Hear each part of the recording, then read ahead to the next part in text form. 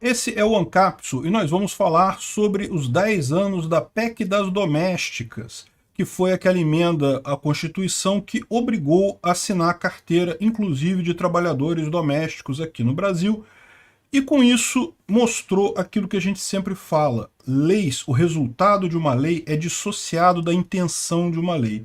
A intenção da lei era aumentar o número de domésticas com carteira assinada, resultou na diminuição do número de domésticas com carteira assinada, o que pode ser uma coisa positiva no final das contas. Vamos entender esse assunto. Essa notícia foi sugerida por Cetácio Marques e várias outras pessoas. Obrigado aí ao pessoal que sugeriu a notícia. Obrigado a você que está assistindo o nosso vídeo. Se você gosta do nosso conteúdo, por favor, deixe o seu like e se inscreva aqui no canal, né? Pois bem, o que acontece, né? Aqui no Brasil sempre foi muito comum o chamado trabalho doméstico. Você contratar uma pessoa para te ajudar na casa, fazer comida, varrer a casa, limpar a casa e coisa e tal. Muitas pessoas contratavam essa pessoa de forma tempo integral, né? Principalmente famílias grandes e coisa e tal. Outras pessoas preferiam contratar diaristas, que é aquela pessoa que vai uma ou duas vezes pela semana e você paga a cada diária que ela vai, né? E havia uma reclamação na época de que não, pela CLT, a CLT não diz que não, doméstica não precisa de carteira assinada, não fala isso. A questão é que havia um entendimento jurisprudencial que essa categoria não era abraçada pelo trabalho CLT, né, o trabalho seletista, então que seria válido isso daí. Mas já haviam também alguns tribunais com decisões diferentes, particularmente haviam tribunais que entendiam que mais de 3 dias na semana de trabalho já se configuraria um emprego integral, já seria uma relação de emprego. Se fosse menos de 3 dias na semana, seria 3 ou menos dias na semana, seria diarista, não teria que assinar carteira, esse tipo de coisa. Havia essas diferenças, essas confusões, mas a grande maioria das pessoas que trabalham em trabalho doméstico no Brasil sempre foram informais, ou seja, não tem registro nenhum, tem um acordo entre a pessoa que contrata, a pessoa que está sendo contratada e ponto final. Isso é o que existe por aí, sempre foi assim, né? Aí, na época, justamente com o objetivo de dar mais garantias, dar garantias da CLT e coisa e tal, que eu nunca entendi isso. Que porcaria que te dá de garantia a CLT? Não dá garantia nenhuma.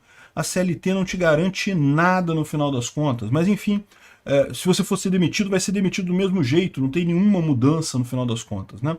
Mas, enfim, na época no governo Dilma, o pessoal todo empolgado com isso, não, temos que fazer uma lei das diaristas, porque as diaristas têm que trabalhar e têm que ganhar bem, e têm que ter carteira assinada e coisa e tal.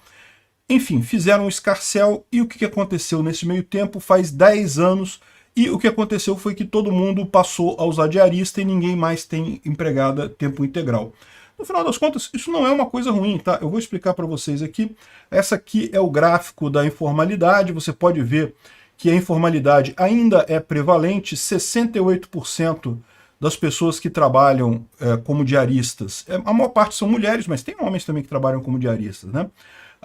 68% são informais, ou seja, aqui você teria justamente aquele caso da diarista que vai só 2 dias por semana e coisa e tal, porque esse é um ponto importante. A lei determinou que o limite era 2 dias por semana. Então você não pode contratar ninguém 3 dias por semana. Você contratou 3 dias por semana, já teria que assinar a carteira da pessoa, né? Então, só que todo mundo se adaptou a esse regime de 2 dias por semana, então ficou aqui nessa grande curva aqui da informalidade, né?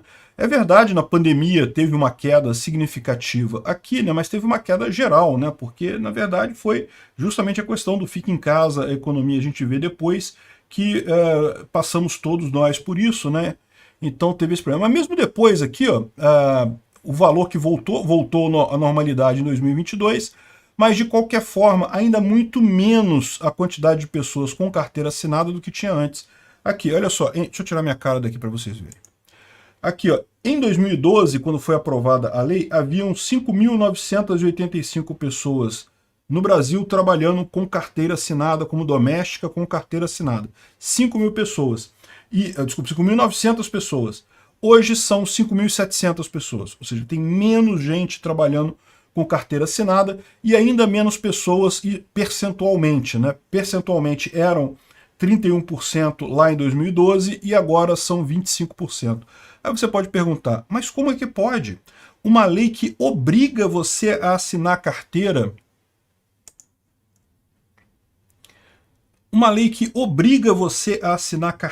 acaba diminuindo a quantidade de carteiras assinadas.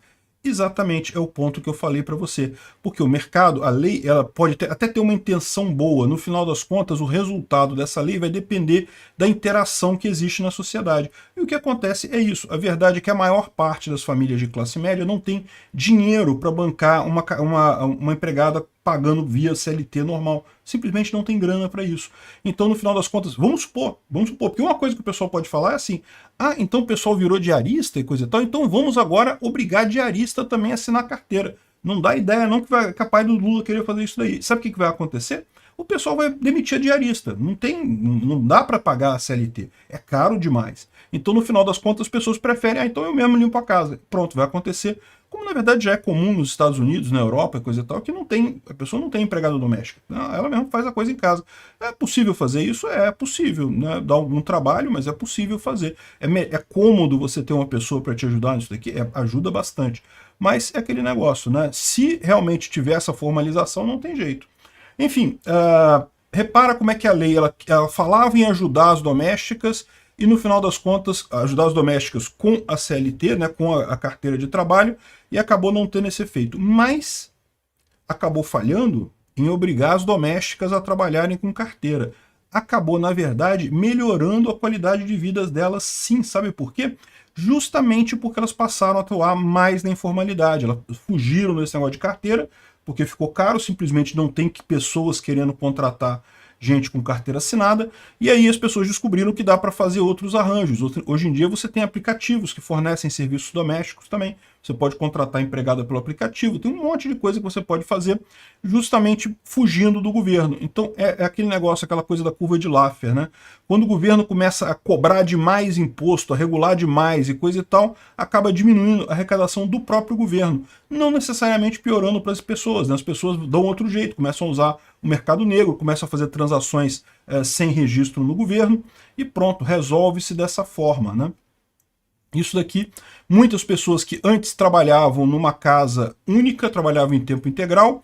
Você sabe, né? Trabalhar numa casa em tempo integral, você acaba trabalhando menos, porque, né, você já limpou a casa ontem, no dia seguinte, para só passar um paninho, a coisa está toda limpinha. Nessa coisa que você consegue manter a limpeza. Quando você é diarista, é um pouco mais de trabalho, porque nos dias que você não foi, a sujeira vai acumulando, quando você vai, tem que limpar a sujeira inteira que tem lá. O fato é que essas diaristas descobriram que é muito melhor você fazer 3 diárias em 3 casas diferentes, 2 dias em cada casa, você ganha muito mais no final das contas, do que você ter um emprego full-time com carteira assinada, ou sem carteira assinada, de qualquer forma que seja, numa casa só, né? Então, a pessoa fugir da formalidade ainda dá mais recursos para ela. Essa é a história da economia. À medida que o governo começa a colocar requisitos, regulamentos, obrigações, limitações para a pessoa que quer trabalhar registrada, ela foge para a informalidade, fica muito melhor. É a história do emprego no Brasil, desde Getúlio Vargas. Getúlio Vargas inventou essa baboseira de CLT, de leis trabalhistas, que não ajuda em nada o empregado, só prejudica o empregado. Era muito melhor ele negociar isso com o patrão. Mas o mais incrível é o quanto ainda isso ressoa, essa ideia de que não trabalhar de carteira assinada é importante porque isso te dá direitos. Que direito? Não dá direito a nada a carteira. Se o patrão não quiser, não precisar do seu trabalho mais, ele vai demitir você do mesmo jeito. Ah, mas recebe FGTS. O FGTS que foi descontado do seu salário ao longo do tempo. Você mesmo podia ter feito isso, podia ter guardado esse dinheiro para ficar ali na poupança e quando você é demitido, você recebe isso de volta. Que direito tem na CLT? Não tem direito nenhum na CLT. Não tem nada, só tem imposto ali, né? E é por isso que o governo fica tentando trazer mais gente para a CLT, justamente porque com isso ele cobra mais imposto. O governo ganha quando a pessoa trabalha formalizado. É por isso que o governo quer regulamentar o Uber, regulamentar os aplicativos, porque aí ele vai cobrar imposto. Esse é todo o problema do governo, no final das contas. O governo não está nem aí para o trabalhador, até porque ele sabe que só piora a situação do trabalhador. Tudo que tem ali na CLT é mais imposto que o governo recolhe, né? Ou seja, isso aqui é um caso clássico de lei que tem um resultado oposto ao esperado. A lei obrigava a formalização, acabou diminuindo a formalização. 2, curva de Laffer. A lei aumentava os impostos nisso daqui, ou seja, forçava mais gente a pagar imposto. O que acabou acontecendo? O governo hoje recebe menos imposto porque a porcentagem de pessoas formalizadas é menor agora do que era no início dessa história toda, né? Ou seja, parabéns ao presidente Dilma. Dilma, a anarcocapitalista, conseguiu diminuir um pouquinho a influência do governo na área de relações entre patrões e empregados domésticos. Obrigado por assistir o vídeo até o final. Além de curtir, compartilhar e se inscrever no canal, considere se tornar patrocinador com valores a partir de R$ 1,99. Clique no botão Seja Membro abaixo para saber as condições e vantagens de patrocinar o canal. Mais informações sobre o nosso projeto, visite nossos sites indicados na tela.